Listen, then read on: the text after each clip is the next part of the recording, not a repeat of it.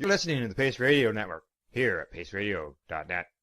The views expressed by the individuals during this broadcast are their own opinions, and they may not be the same as those of their group or other organizations they may be involved with. All medical advice during our broadcast is not a medical opinion and should be checked with your medical physician.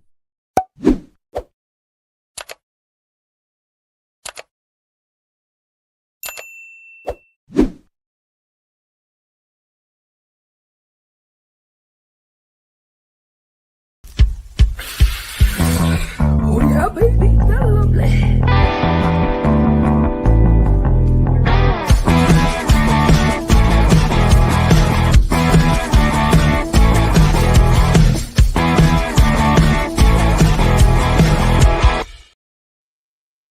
Good morning, it's December the 19th, and welcome to Psychedelics and Cannabis Educational News. We're live here at paceradio.net and the 420 Pace. G'day, Glenn. How you doing? I'm doing great, Al. How about you? Not too bad. Not too bad. You can see over my left shoulder. You can see what kind of day it is. That's my weather report for today. Sunny. Mine's a little more dreary than yours. Oh, yeah? Mm-hmm. How's it doing on the East Coast? It's kind of like rain and snow mixed right now. Yeah. That makes a mess. It does. Yeah, definitely. But the last 2 days have been great, so I'll take it. Yeah. was it bike riding weather? No, I haven't been on my bike in quite a while. Oh, withdrawals? Yes, very upsetting. Soon I'll be on a 50. That's right. Yeah, that's right. You know, it's better than a bicycle. Well, I bought a new guitar for winter, I guess. So keep me busy. Yeah, right? I think I actually saw a picture of that. You said you were taking it south with you. Yeah, I actually I've had a travel guitar last year, and it sucked. It was like playing a baseball bat. So I spent a little bit of money, and I bought a nice guitar this time. Maybe I'll show it to you after the break because I got to get out of the case. So right. Okay, yeah. Just let everybody know we got stories today coming to us from Canada, the U.S., Costa Rica. This is an unfortunate story from there. Yeah, we'll get into that, and plus, as usual, we got some psychedelics news as well. So, let's get started. First story of the day comes to us from LA Times. Headline says cannabis conundrum: legal doesn't mean clean. Illicit isn't always dirty. And I gotta completely agree with that headline, Glenn. Yeah, definitely. And we have a little bit of experience with this because we've seen some tests done at least in Ontario that prove that headline correct. Yeah. California cannabis regulators and industry defenders argue that despite the proliferation of pesticides found in legal weed, our licensed products are still safer and purer than those sold on the underground market. That isn't always true, according to an analysis of tests conducted by the Times. Of the 16 cannabis products bought from unlicensed sellers or tobacco shops, half contain no quantifiable levels of pesticides. The pesticides adulteration rate matched that of products in California's legal market, which mandates screening of 66 pesticides but ignores scores of other compounds. The Times found. Now, similarity between legal and illegal products doesn't shock me, says Josh Swider. He's chief executive and co-founder of the Infinite Chemical Analysis Lab, which provides cannabis testing services in California and Michigan. He says, normally, the illicit market is just buying from the legal market brokers. It's not like there really are two different markets. No. The limited test offers a narrow glimpse into the world of unlicensed stores and tobacco shops, where there are no testing requirements and little to no information available on the provenance of products and the prevalence of counterfeit goods. 3 products brought in illicit shops carried the names of legal brands, but were probably fakes, compounds that risk to consumers willing to gamble on what they get. The legal market oversight and accountability measures ensure far greater consumer safety than the unregulated alternative, the California Department of Cannabis Control said in a prepared statement. Unregulated products were more likely to be pesticide-free because they contain artificial forms of THC, that's delta 8 HHC, that results from processing hemp through a number of chemical treatments. Hemp-derived THC is much cheaper than the naturally grown version, but requires chemical reactions and acids that create byproducts with unknown health consequences. It's not a pesticide problem, but it has other health implications, Swider says. Synthetic or converted THC was not confined to the illicit market. The Times found lab-created cannabinoids present in vapes sold by 4 legal brands: Fat Panda, Circles, Cloud, and Flav. These artificial compounds are prohibited in California's legal market, but the state does not screen for them. Oh, if they're legal, why wouldn't they screen for them? Yeah, that makes sense. Yeah. Infinite developed a test to detect artificial THC, a tool that could encourage compliance with regulations to prohibit the synthetic compound. Email records reviewed by the Times shows that California regulators refuse to validate the test, saying resources are focused on verifying models that are required by law. Michigan regulators, however, approved the test, with 3 cannabis labs now offering the service and 3 others seeking certification. Other dangers lurk in the marketplace.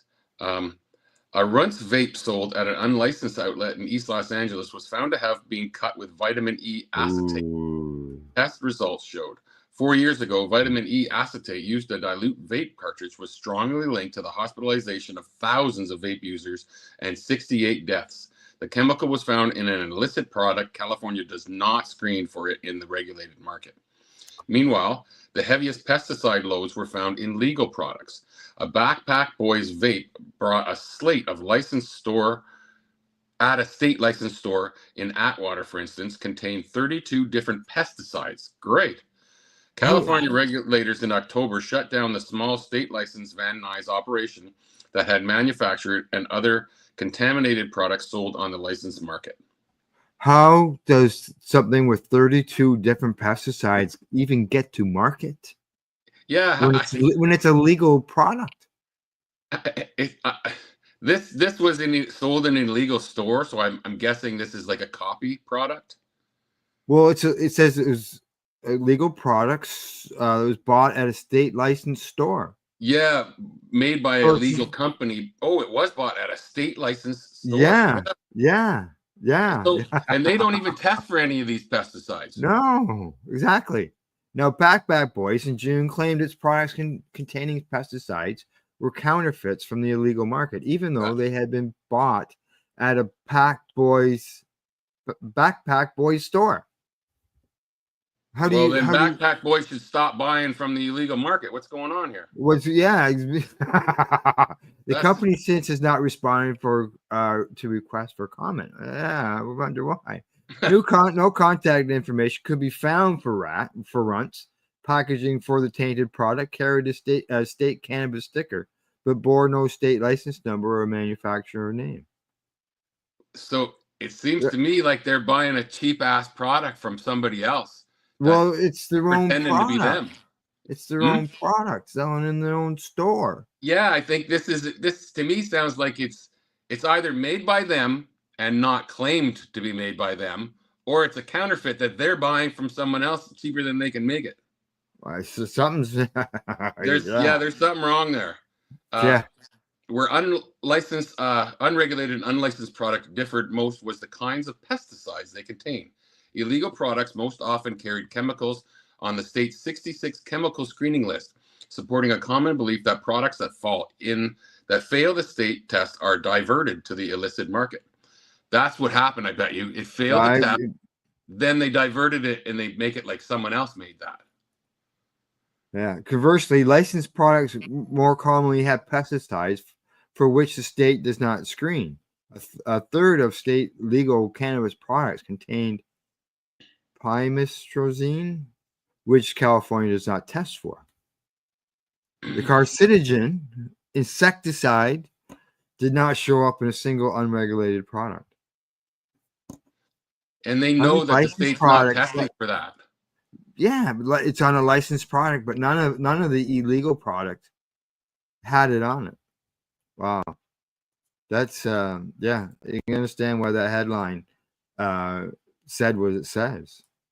Interesting story with kind of like we need one of these TV shows to look into this, Yeah, yeah. One of these police shows. That is just brutal. Okay. Alrighty. We're gonna move on to the next story. Headline here from StratCan says BC's third cannabis farm gate store plans to open in June of 2025. Weeds International Incorporated, a micro cultivator in Pitt Meadows, BC, received its producer retail license, EI Cannabis Farm Gate, from the BC government on Friday, December 13th, after a lengthy application approval process.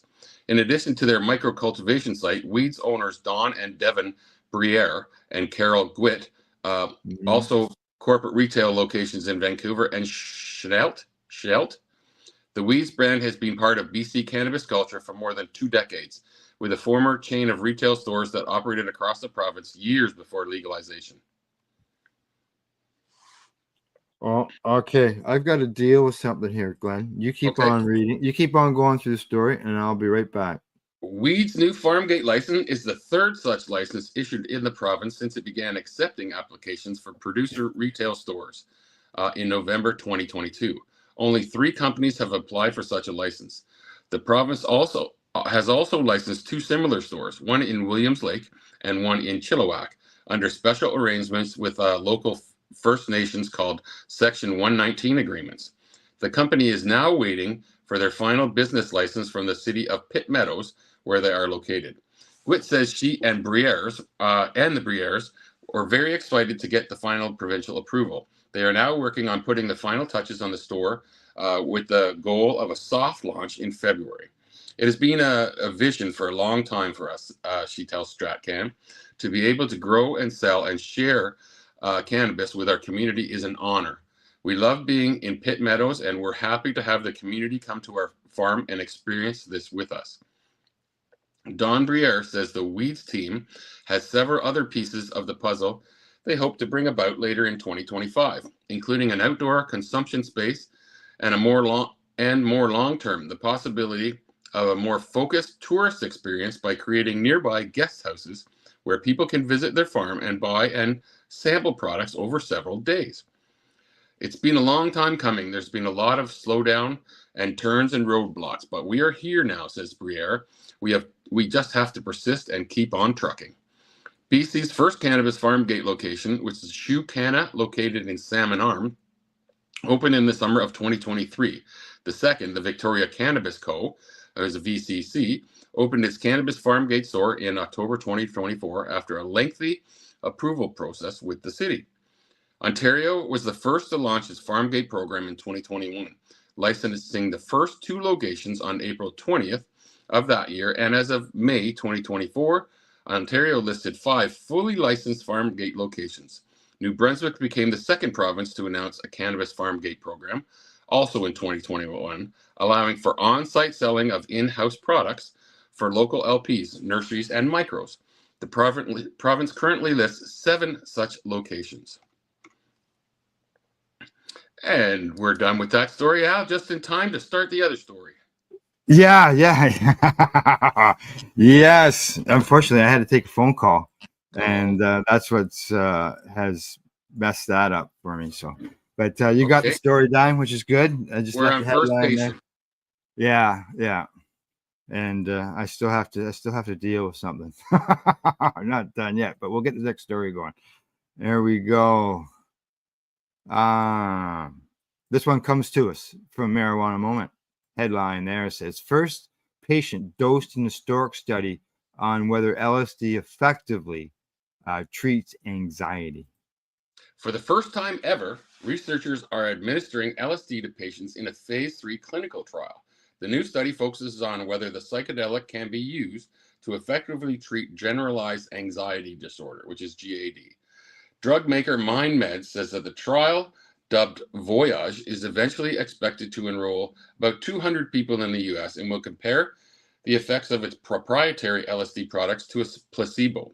The second phase 3 trial, called Panorama will also be conducted in both the US and Europe and is expected to kick off in the first half of next year. Today marks a pivotal moment in our journey towards advancing a novel treatment option for the 20 million people in the U.S. living with GAD.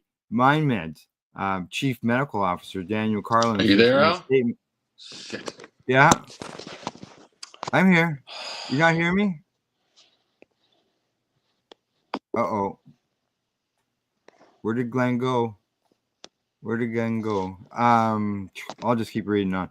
Building our scientifically rigorous Phase 2b study, which demonstrated efficacy that far exceeds today's standard of care and favorable, tolerable profile.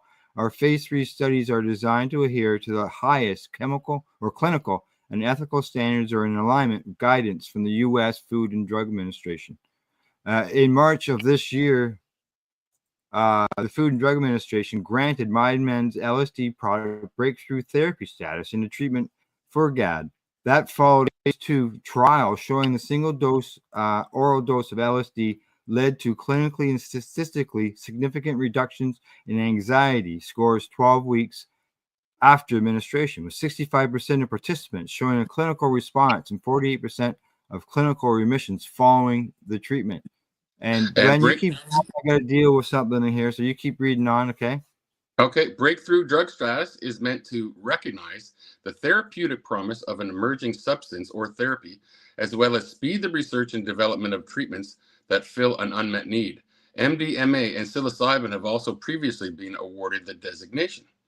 The new research will use dissolvable oral tablets of the drug MM120 ODT, or Lyserglide D tartrate, which MindMed describes as a proprietary and pharmaceutically optimized form of LSD. The first Phase 3 study, Voyage, will last a year and consist of 2 parts. A 12-week randomized double-blind placebo-controlled study to see how LSD affects anxiety symptoms. That will be followed by a 40-week extension period during which participants can access open label treatment with the drug based on the severity of their anxiety symptoms. LSD has a noticeable subjective effect on sensation and cognition, which means it's likely participants will know whether they received the psychedelic or a non-psychoactive placebo. David Feifel, an investigator on the Voyage study and a professor emeritus at the University of California, San Diego, said the research design incorporates best-in-class methodologies to mitigate the impact of functional unblinding, including the use of independent central raters blinded to both treatment assignment and visit number. The studies have also been designed to isolate the standalone drug effect of MM120 ODT from other psychotherapeutic intervention and follow industry best practices for safety monitoring, added Feifel, who also directs the Kadima Neuropsychiatry Institute in La Jolla. He emphasized in a MindMed press release that it's critical to continue to develop new and effective treatment options for patients with GAD, a debilitating condition where there is an urgent need for transformational innovation. And unlike some other psychedelic-assisted therapies, such as the combination of MDMA and talk therapy to treat PTSD, past trials into the efficacy of MM120 did talk therapy or psychotherapy component. M120 was administered as a single dose in a monitored clinical setting with no therapeutic intervention, MindMed said following the Phase 2 stage. MindMed's director and CEO, Robert Barrow, said at the time, "We are committed to bringing MM120 to people living with GAD and delivering on the potential of our pipeline to treat serious brain health disorders." Now, according to a media representative for MindMed, MM120 is a tartrated salt form of, I'm going to say, LSD. Carlin, the company's chief medical officer, previously told CNN that LSD is difficult to manufacture with high purity and tends to degrade quickly in the presence of light and water. We're manufacturing it to pharmaceutical industry standards, he added, describing the product as a highly pure version that is also shelf stable. MindMed said the phase 2 trials that the most common adverse events for participants were illusions, hallucinations, euphoric mood, anxiety, abnormal thinking, headache, paresthesia, dizziness, tremor, nausea, vomiting, feeling abnormal, mydriasis, and hyperhidrosis. Hyperhidrosis. Nice word. Now, the Yeah. new trials are the latest in a series of developments around psychedelic-based therapies this year, though most research is focused on other drugs such as psilocybin or MDMA. This summer, for example, a scientific review into MDMA found that 5 out of 6 studies looking at the substance's potential to treat for post-traumatic stress disorder provide evidence for the apparent safety and efficacy of the therapy. Authors called the findings encouraging, but said more robust research is needed for MDMA-assisted therapy. Sees widespread adoption over currently available forms of treatment. That review came on the heels of an FDA advisory panel rejecting an application to authorize MDMA-assisted therapy. A group of bipartisan lawmakers and veterans advocates, however, almost immediately pushed back on that decision. According to Rep. Morgan Luttrell, who is in June did an op-ed for Marijuana Moment criticizing the FDA, says that while we're asking for the FDA to recognize is the science, that's all they're asking. Now, in August, meanwhile, a bipartisan coalition of congressional lawmakers emphasized the urgency of authorizing MDMA-assisted therapy, particularly as it concerns veterans with severe mental health conditions. I love that one. They're going to try and get the U.S. Congress to recognize the science. Good luck. It's going to be a hard one. In Sure August, meanwhile, a bipartisan coalition of congressional lawmakers emphasized the urgency of authorizing MDMA-assisted therapy, particularly as it concerns veterans with severe mental health conditions. A total of 80 members of Congress, including 19 senators and 61 representatives from the House, sent separate letters to the Biden administration and the head of the FDA. MDA is the most promising and available option to provide reprieve for veterans' endless PTSD cycle, says the Senate's letter.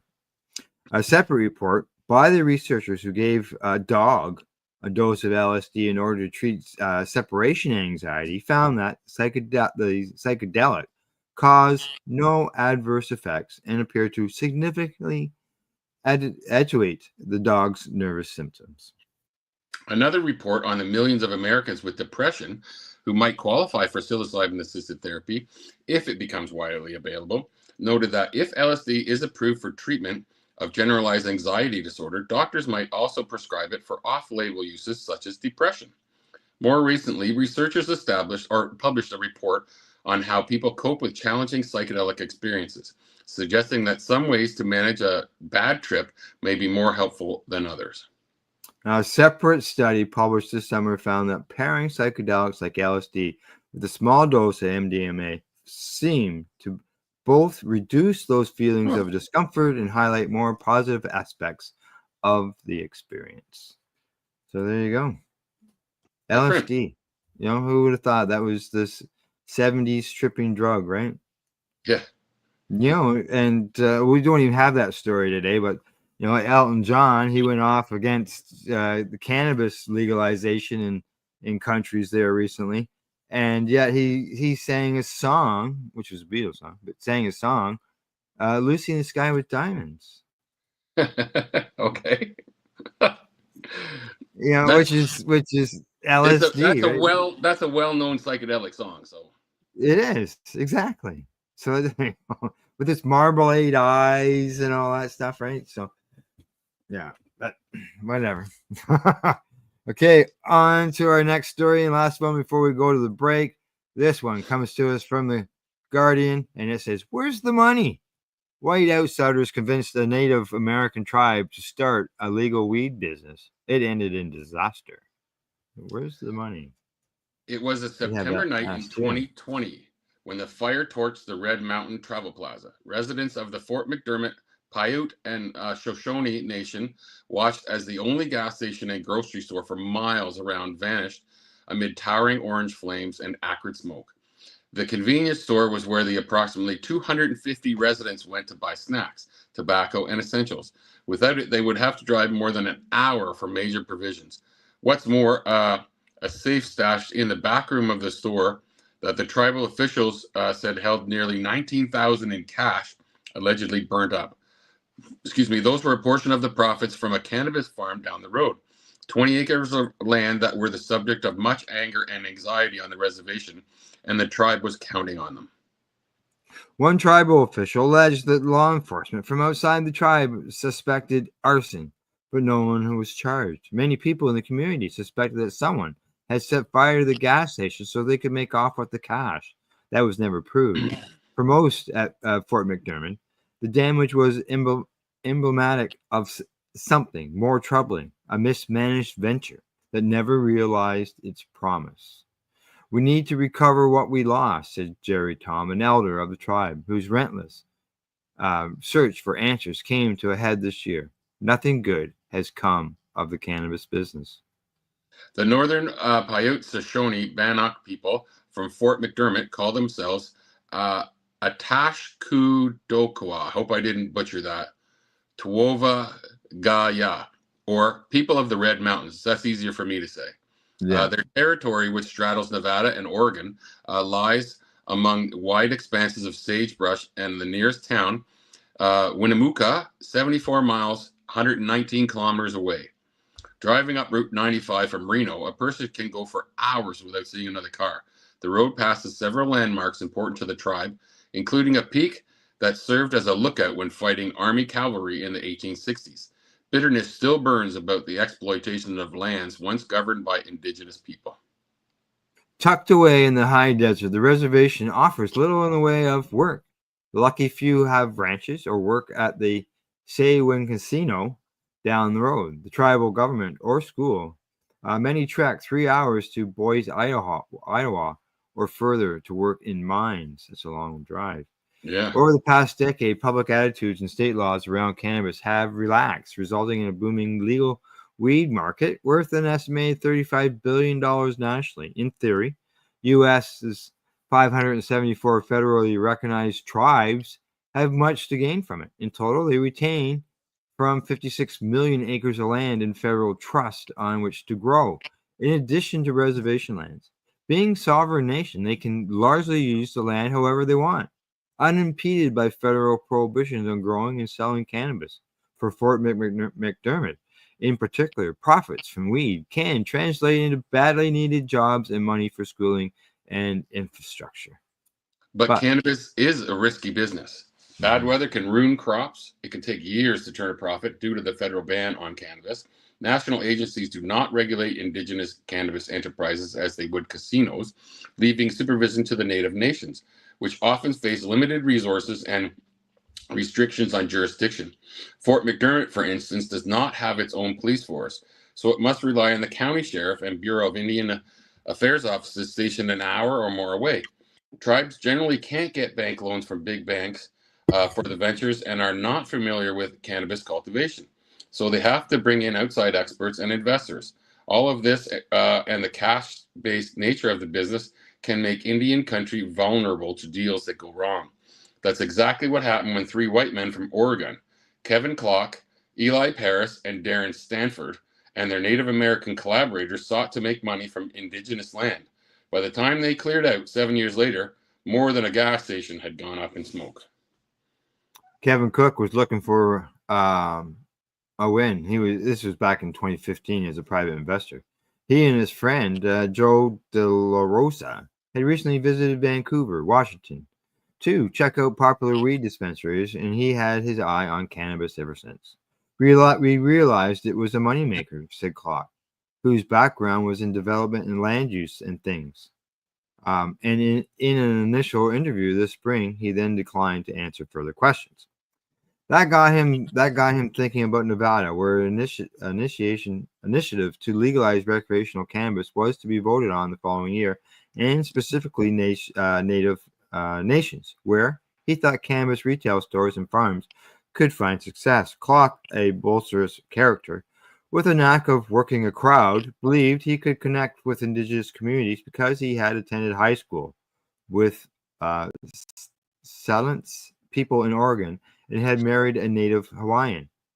It's a similar culture, he says.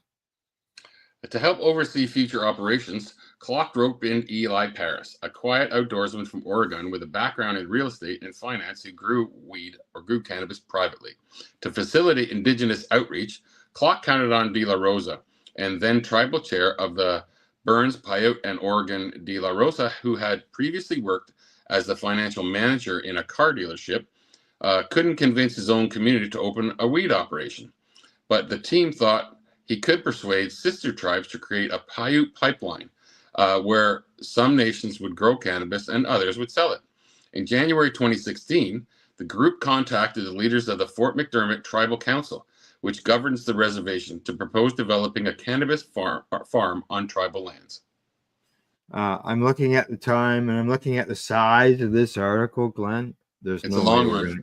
There's no way we're going to be here in another 15 minutes, unfortunately, going through this whole thing. I know that I've got it posted at the Psychedelics and Cannabis Educational News Facebook page, but we'll read another minute or two of it and then we'll have to move on, unfortunately. Okay.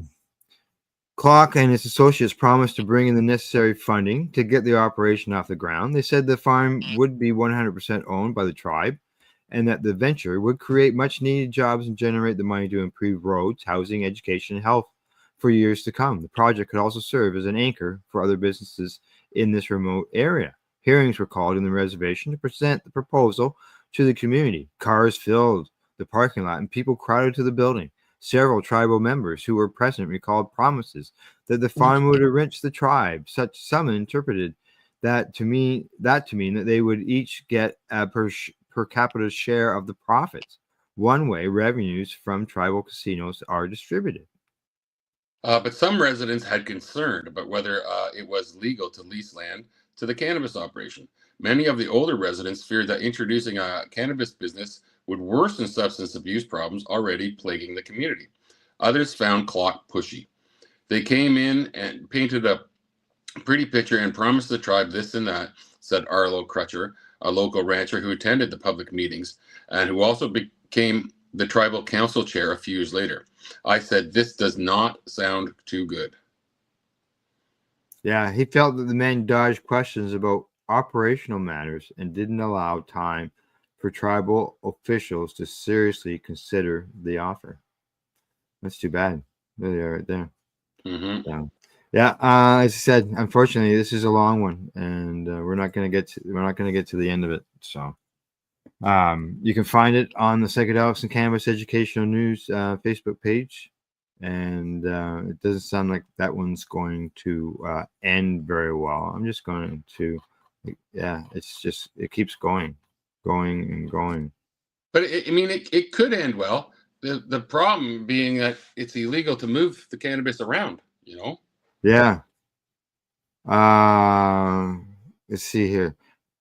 At the very last paragraph, it says, at the end of the year, through closed, tribal officials said the time for cannabis cultivation had passed. Another group of outsiders had presented a proposal to revive the farm several months earlier. The tribe refused to hear from them. Wow. So that was the last paragraph of that story. So that gives you an idea how it all ends, right? Well, they took one gut punch. They didn't want another one, I guess. Correct. Yeah, exactly. They had already, had been through all that BS and obviously did not want to go through it again. Yeah. So, all right, break time. Time for us to medicate. We'll be right back. We're live here at PACEradio.net and the 420 Pace. You're listening to the Pace Radio Network here at PACEradio.net. Campbellford Lifestyle Shop. Open Monday to Friday from 10 till 7 p.m. or by chance. Check out our flags, our t-shirts, plus our hats, and look of that supply of rolling papers, plus much more. We've got bongs and your favorite herbal vaporizers. Look at all the incense we have. as well as for those who collect knives, check out these knives in our collection. And while you're here, stop in to see Shay at the piercing room, where you can get poked by Shay. Daily deals, check them out. Campbellford Lifestyle Shop, 17 Bridge Street West, Campbellford, Ontario. When you have a pain that's reached its peak, Legacy for 20, it's so unique. If organic cannabis is what you seek, here's your trusted partners 7 days a week. Suppository salves, vapes and drops, topicals, edibles, infused pop. Just when life seems like it ain't easy, at Legacy 420, enjoy a pop freezy. Lab tested products, make them the GOAT. Legacy 420 out on your road. Legacy 420 in Tyndonega Mohawk territory. Indigenous organic cannabis at its finest. What do you find at paceradio.net? People advocating cannabis education.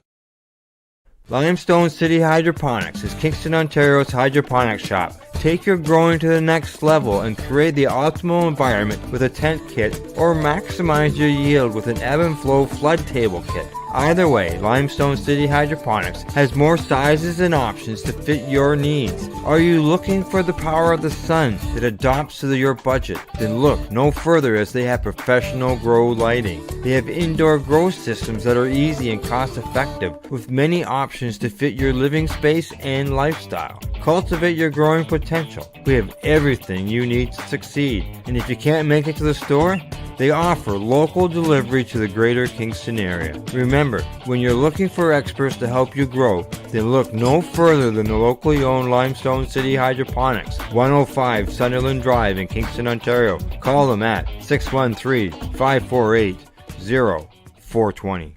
Are you looking for non-stop, continuous cannabis and psychedelic programming?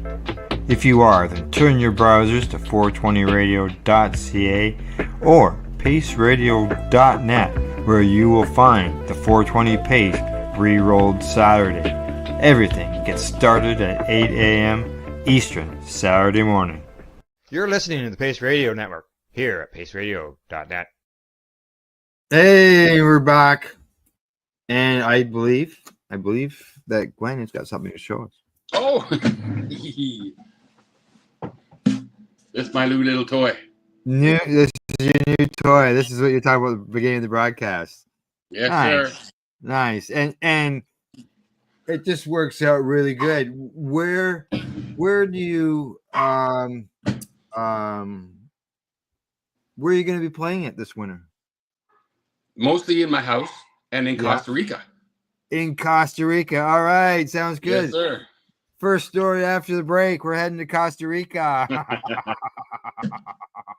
Where they say they have no recreational cannabis in Costa Rica. High Court strikes down recreational weed ballot referendum. And here, I'm sure, Glenn, you're looking forward to strumming your guitar, smoking some doobies, some legal doobies. Yeah, and they were talking about this the last couple trips that I've been there. Most of the cannabis guys were talking about this and very excited about it. The president was all for it, but obviously the courts aren't. So let's read the story and we're going to find out. Yes. Yeah, because we haven't done that yet. So here we go.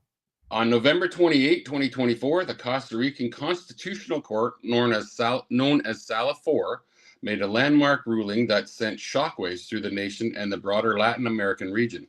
It struck down a proposed referendum aimed at legalizing recreational cannabis. And this is a referendum too. Yeah. I don't think the court shouldn't have any jurisdiction to strike down a referendum. That's the people speaking. The decision not only halts the immediate efforts to bring recreational cannabis to the ballot, but also raises critical questions about the future of cannabis legislation in a country that has seen significant strides in medical marijuana and hemp legislation. This article explores the implications of this ruling, the broader context of cannabis laws in Costa Rica, and what it means for future legislative efforts. Constitutional Court's ruling and the legal basis for the decision. Now, the ruling by Sala 4 was grounded in constitutional law and international obligations, treaties. The court found that the proposed referendum, which sought to allow Costa Ricans to vote on legalizing recreational cannabis, was unconstitutional based on Article 7 of Costa Rica's political constitution. The court found that the proposed referendum, which sought was unconstitutional. This article emphasizes that the international treaties ratified by Costa Rica take precedence over domestic laws. So the treaties that they sign with other countries are more, they stand over top of your own local laws. Now, the court specifically cited conflicts with several key international agreements. Oh, here we go. Number one. 1961 Single Convention on Narcotic Drugs. The treaty classifies cannabis as a controlled substance and restricts its use to medical and scientific purposes. Number two, 1988 UN Convention against illicit traffic in narcotic drugs. This agreement reinforces prohibitions against recreational use of drugs, including cannabis. Number three, Vienna Convention on Psychotropic Substances. Like the previous treaties, the convention emphasizes restrictions on drug use and trafficking. Well, the UN has changed its tune some. A lot of other countries are starting to ignore that 1961 treaty. All they need is the actual government to strike these down and then put it on the ballot. Now, the court concluded that any attempt to legalize recreational cannabis through a referendum would violate these international obligations, thus rendering such a measure unconstitutional. The initiative for the referendum was led by Eric Gonzalez Camacho, who sought to gather enough signatures to bring the issue before voters nationwide. The proposal aimed not only to legalize recreational cannabis, but also to regulate its production and sale, similar to frameworks established in other countries that have embraced legalization. The Supreme Electoral Tribunal had initially referred Gonzalez's request for a referendum to the Constitutional Chamber for review. However, the court's decision effectively blocks any progress of the bill through both the referendum mechanism and legislative approval without addressing these international conflicts and the broader context of cannabis legislation in Costa Rica. While recreational cannabis remains illegal, Costa Rica has made significant strides in legalizing medical cannabis. In 2022, after extensive debate and advocacy from various sectors of society, Costa Rica legalized medical cannabis. This landmark decision allowed patients suffering from various ailments, including chronic pain, epilepsy, and cancer, to access therapeutic products derived from cannabis. But you got to know that foreigners are not allowed in this system. Yeah. And, as they say, all use is medical use. When it comes to cannabis. But yeah, that's not good. So foreigners, it's illegal no matter what you do. Wow. Now, the legalization of medical cannabis marked a significant shift in public policy and social attitudes towards cannabis. It aligned Costa Rica with other Latin American countries that have recognized the medicinal benefits of cannabis while also providing a framework for regulation and oversight.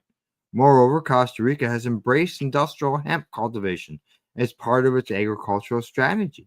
The Ministry of Agriculture and Livestock has issued numerous licenses for hemp production, signaling a growing acceptance of cannabis-related industries within regulated frameworks. Hemp is seen as a versatile crop with applications ranging from textiles to construction materials. Well, I got a question for you, Glenn. Do you think that they would have a problem with hemp-derived CBD or hemp-derived THC products like the Delta 8? I think right now they would. Once they change this framework, or actually once they change these things they've signed, and I guess, withdraw from them. I don't think they would have a problem with that. Right now, I don't know how the laws work because we've learned in some of the states they get around laws with that. Yeah. So Yeah. I'm not quite 'Cause sure it's not. how it's framed down there. Yeah, because it's not marijuana. It's hemp. But I will tell you, it's everywhere. Yeah. Like almost every other place you go, anywhere I've ever been in the Caribbean or down South America, it's everywhere. It's the same as it was in Canada before it was legal. It's everywhere. You could find it on the next block. Okay. So it's not hard to get. It's not controlled that much. And I've walked down the main street in Jaco, Costa Rica, and you can smell cannabis every single night. The police do not go after it. It's a minor thing. If you're in a back alley and they think you're doing something suspicious, that's different. Right. But out front, they don't bother you. They don't say a word to you. Now, it might be different in different parts of that country, but where we go, it's pretty well accepted. And most people either use it or their friends or loved ones do. And don't forget, viewers, you missed last week's article on Maurice Kevin O'Rourke, who was traveling through and it's a stopover in the UAE, and he's now serving life in jail for 118 grams. And you said he's 64 years old, this guy too, right? And he's 64 years old, and he has a rare disorder. Yeah. And that's why he was using cannabis. So now he's got a life sentence in jail, and that's what happens when you violate another country's law. So, like, even it's as open as you're talking about, what would you be subject to?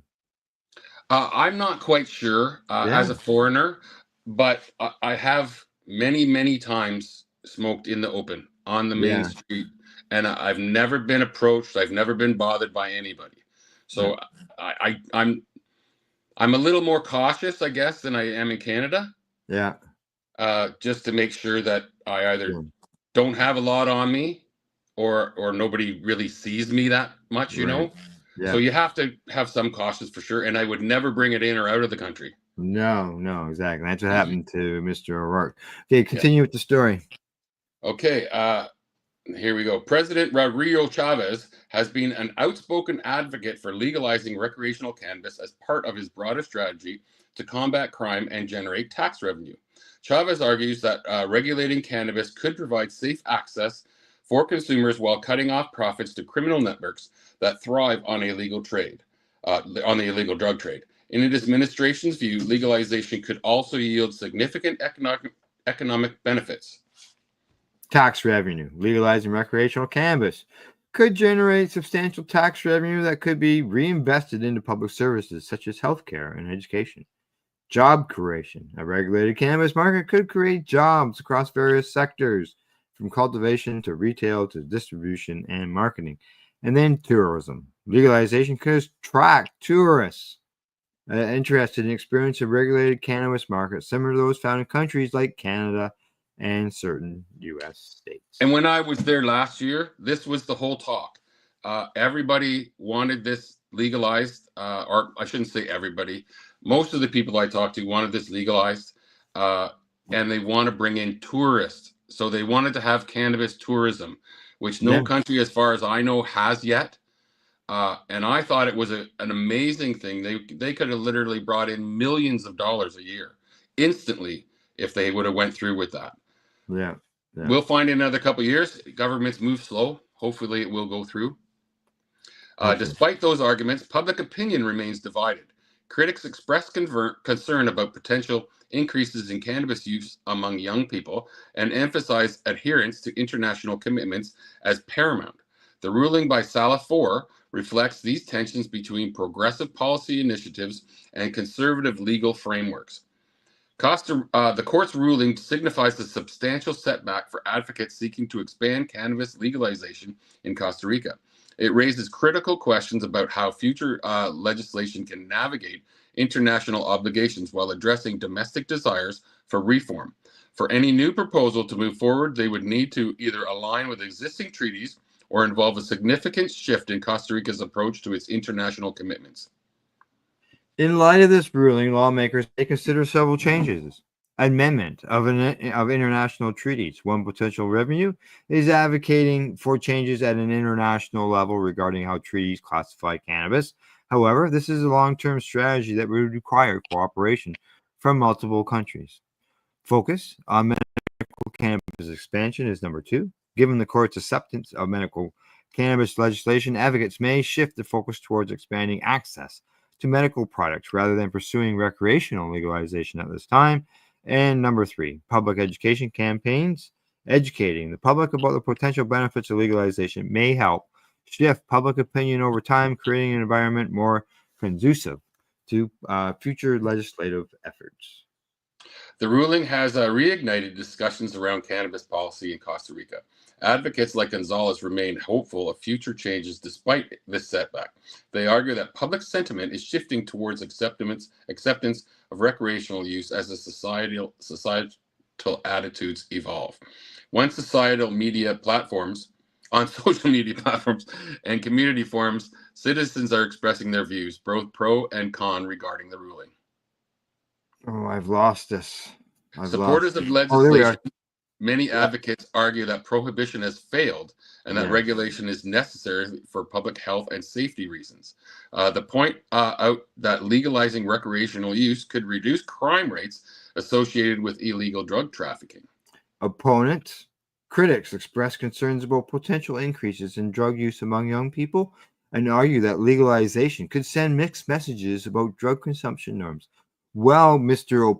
Opponents, we have got a story talking about teen use, and it's the next story that we're going to discuss, by the way. Perfect placement. Exactly. While opponents often cite health risks associated with increased drug use as a reason against legalization, proponents highlight several economic benefits. Number 1, tax revenue generation. Legalizing recreational cannabis could lead to substantial tax revenues that could be allocated toward public services such as education, healthcare, infrastructure development, and drug prevention programs. Number 2, job creation. A regulated market could create numerous jobs across various sectors, cultivation, distribution, retail sales, and stimulate local economies. Number 3, tourism growth. Countries like Canada have seen increased tourism due to their legalized cannabis markets. Costa Rica could potentially capitalize on this trend by attracting tourists interested in exploring its regulated market. Number 4, reduction in law enforcement costs. Legalization may lead to decreased law enforcement costs associated with prosecuting non-violent drug offenders related to possession or use of small amounts of cannabis. All right, I'm going to shut that story off there. I see we've got like 7 minutes and 3 stories to try to cover. But it's good. You know, it's unfortunate that the courts shut this down. As you said, you know, it's a referendum. You know, why? You know, maybe the government just thought they could go ahead and have this referendum. And they're not even letting them have the referendum. Yeah, like they can't even have it. That's right. Yeah. Sad. And they're never going to get countries that are signatures to that treaty to change. Like, that's a long time to do that. And I think they basically have to pull out of those treaties to get this across the courts. Yeah, and nothing's happened to the countries who have pulled out of that treaty and legalized cannabis. Alrighty, on to our next story. As we mentioned here in Forbes, teen use hits lowest levels in decades. Can you hear that in Costa Rica? Teen use has lowest levels in decades. But this is the argument they always use. Oh, the kids. It's always that's the argument. And it's usually never true. Teen cannabis use has hit its lowest point in over 3 decades, a new study reveals, defying concerns that legalization might spur a rise in use among young people. The University of Michigan's Institute for Social Research released its annual report this week, highlighting trends from its survey on drug use. The Monitoring the Future study, conducted by the University of Michigan's Institute for Social Research and funded by the National Institute on Drug Abuse, released its annual report this week, highlighting trends from its survey on drug use. The annual survey examined the behaviors, attitudes, and values of American teens, college students, and adults, with a main focus on substance use and related factors. The findings reveal a significant decline in teen cannabis use in recent years. In 2024, uses decreased across all grades, 8th, 10th, and 12th, for lifetime, past 12-month, and past 30-day measures. In particular, the decrease in past 12-month use among 12th graders was statistically significant, according to the report. Despite these declines, the levels of cannabis use remain substantial, with 26% of 12th graders, 16% of 10th graders, and 7% of 8th graders reporting use in the last year. Yeah, we didn't say it went to zero, but it's on a decline, right? It's coming down. This hasn't increased. The authors of this report highlight that cannabis use has been historically relatively steady over the previous decade, before the COVID-19 pandemic, showing large declines. These lower levels have persisted and have not bounced back, which is notable shift from the stable trends of the pre-pandemic years. By contrast, annual cannabis use peaked in the late 1970s, when more than half of all 12th graders reported having used cannabis in the past 12 months. Now, Nora D. Volkow, MD, Director of NIDA, explained that this trend is unprecedented. We must continue to investigate factors that have contributed to this lower risk of substance use to tailor interventions to support the continuation of this trend, she said in a press statement. Daily cannabis use, defined as use on 20 or more occasions in the past 30 days, also showed a slight decline among 12th and 8th graders and remained stable for 10th graders in 2024. The rates are below the levels seen in 2021. In 8th graders, the prevalence has stayed between 0.2% and 2% since the start of the survey in 1991. Now, regarding medical cannabis, survey data since 2017 indicate the prevalence among students who reported using cannabis because a doctor advised it has consistently ranged between 1% and 4% across all grades, showing no significant trend over time. Finally, the report touches on cannabis vaping as a relatively new mode of consumption. Although the percentage of students vaping cannabis slightly declined across all grades in 2024, the reductions were not statistically significant. This trend suggests that cannabis vaping may substitute for traditional combustible use rather than increasing overall cannabis consumption. Vaping is available in many flavors, and the THC concentrations are often higher than in cannabis. It's also less detectable than smoking because it produces no odor. Although vaping has increased previously, the overall prevalence of cannabis use among students has not, which suggests that some vaping is a substitute or supplement to smoking or may be done to avoid detection. The results of this survey are in line with that trend highlighted by other studies in recent years regarding teen cannabis use. Yeah, a study published in Drug and Alcohol Dependence Reports in June found there were no significant increases in cannabis use among U.S. teens between 2013 and 2022, a period of time when it was expected to rise due to state-level legalizations across the country, while cannabis use among adults is overtaking alcohol in Americans' daily consumption. So, yet again, the fears were thrown out there. What about the kids? What about the kids? And the numbers are going down. Yep. And they go down once they legalized it, right? So, yeah, and that's exactly opposite of what everybody kept telling us. Oh, correct. All kids are going to be doing it's going to be everywhere, you know. Yeah, we heard that. Yeah. The kids, always. Yeah, that's how it goes. I see we're at the top of the hour. We did have two more stories to cover. We're not going to get to. And I don't think we've ever done that before. Had two stories left over. Yeah. Now, a Florida judge rules in favor of a paramedic in a medical cannabis case, and that was a paramedic who was suspended after testing positive for cannabis. But the county must accommodate employees with medical cannabis cards. So, nice.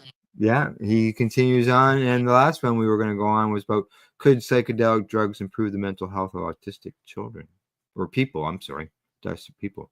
So that would be interesting. Maybe we'll get to that one. Well, actually, next week we're on holidays. we're not around next week, so there's no use tuning in. We won't be a show. What I'm probably going to be doing, because the network's going to be down over Christmas, is I'll probably just rerun some shows just to rent some stuff. So sort of call them holiday specials or holiday replays or something like that, eh? Just to keep things going. Well, put we're some down. Christmas music behind our promos. Maybe. You just never know. All right, Glenn. Anything before we go? Merry Christmas, everybody. That's right. Merry Christmas, everybody. And thanks to Legacy420.com, the Campbellford Lifestyle Shop, Limestone City, Hydroponics.ca, and At-Eze.ca, because without them, our voices wouldn't be very loud. And in closing, I'd like to say thanks for watching, and don't forget to educate, medicate, and before you leave your country, make sure that things are safe, because you just never know. And don't bring cannabis to another country. That's right, because we do not want to incarcerate. Bye-bye. I got to find the right button. There we go. See you there. You're listening to the P.A.C.E Radio Network here at PACERadio.net. The opinions of the individuals during this broadcast are their own, and may not be the opinions of their group or other organizations they may be involved with. All medical advice during our broadcast is not a medical opinion and should be checked with your medical physician. When you have a pain that's reached its peak, Legacy for 20, it's so unique. If organic cannabis is what you seek, here's your trusted partner 7 days a week. Suppository salves, vapes and drops, topicals, edibles, infused pop. Just when life seems like it ain't easy, at Legacy 420, enjoy a pop freezy. Lab tested products, make them the GOAT. Legacy 420 out on your road. Legacy 420 in Tyndonega Mohawk territory. Indigenous organic cannabis at its finest. Enjoy the buzz of legalization with Campbellford Lifestyle Shop. From lights to plant nutrients, books, consumption accessories, and more. We've got all your basics to grow or consume cannabis. Visit our info center or take a look at our piercing services and body jewelry, now available in-store through Campbellford Lifestyle Shop. 17 Bridge Street West, Campbellford. Limestone City Hydroponics is Kingston, Ontario's hydroponics shop. Take your growing to the next level and create the optimal environment with a tent kit, or maximize your yield with an ebb and flow flood table kit. Either way, Limestone City Hydroponics has more sizes and options to fit your needs. Are you looking for the power of the sun that adapts to your budget? Then look no further, as they have professional grow lighting. They have indoor grow systems that are easy and cost effective, with many options to fit your living space and lifestyle. Cultivate your growing potential. We have everything you need to succeed. And if you can't make it to the store, they offer local delivery to the greater Kingston area. Remember, when you're looking for experts to help you grow, then look no further than the locally owned Limestone City Hydroponics, 105 Sunderland Drive in Kingston, Ontario. Call them at 613-548-0420. We are people advocating cannabis education here at PACERadio.net.